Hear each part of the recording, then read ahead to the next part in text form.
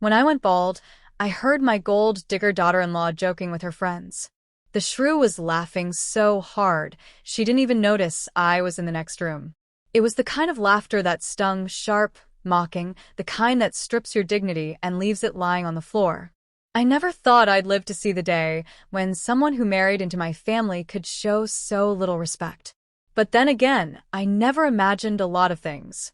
My name is Harold Bennett. I'm 68 years old, retired, and I used to be a high school principal. I was always a man of principle, pun intended. My wife, Linda, passed away 7 years ago, and since then, life's been quieter. I live in the same house we built together, the one where we raised our only son, Matthew. He's a good kid, or at least he used to be. Life changed him, and marriage changed him more. He met Jessica in college. She was beautiful, I'll give her that. Always had this way of flipping her hair and looking at people like they owed her something. She worked hard at first, a waitress in a local diner, but when Matthew got his first tech job and the promotions started coming, she quit. Said it was time to focus on herself, whatever that meant. I didn't want to judge, but there was something in her eyes. Cold. Calculating. My wife would have seen it right away. I started going bald last year. It wasn't sudden, just a few more strands in the shower, a wider part on top. I laughed it off, joked about looking like Bruce Willis, even though I looked more like Walter White. I didn't think it mattered. I was old. I had nothing to prove. That was until I heard Jessica that afternoon. She had a couple of her friends over. I was in the guest room folding laundry. Yes, I still do my own laundry, and the door was cracked just enough to hear them. Jessica was pouring wine, giggling in that fake way she did when she wanted attention. Then came the comment that froze my spine. You should have seen Harold this morning. He looks like a half-plucked chicken. All that skin just hanging there. I swear, I keep expecting him to start clucking around the house. Her friends burst out laughing. Someone mimicked a chicken. Then Jessica added, I told Matt if I ever get that old and bald, just put me out of my misery. I can't live like that. Ugh, it's depressing.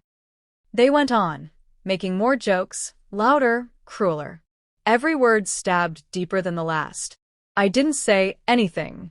I just stood there, holding a shirt that belonged to Matthew, realizing I didn't recognize him anymore. He brought this woman into our family, and she laughed at me like I was a joke.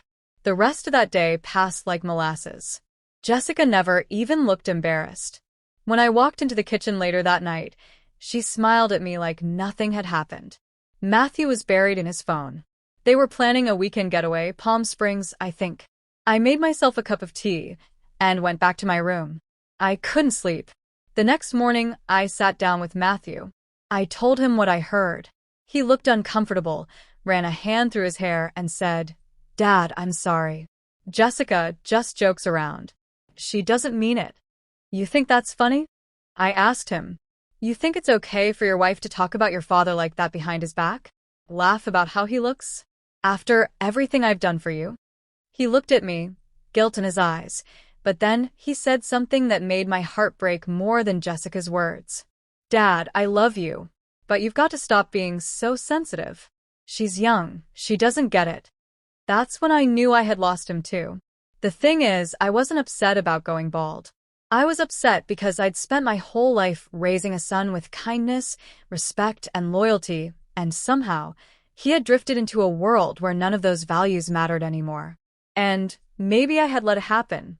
Jessica and Matthew had moved in with me last year when their apartment flooded. I welcomed them with open arms. I wanted to be the kind of father who helps. But their stay kept stretching longer and longer. Jessica started redecorating the house without asking. Matthew started using my car without saying a word. I chalked it up to stress, to youth, to bad habits, but never disrespect. Until that day. I thought about asking them to move out, but part of me held back. It wasn't pride. It was loneliness. After Linda passed, the house echoed in strange ways. Having people around, family, even if flawed, made it feel less empty. But I realized I was trading my dignity for company, and that's not a fair trade. 2 weeks later, Jessica made another joke. This time it was in front of me. She made a crack about how I should start wearing wigs. Maybe a toupee, Harold? You could look like George Clooney again. Circa 1992. She laughed, clearly expecting me to laugh too. I looked her in the eye and said, "No thanks, Jessica.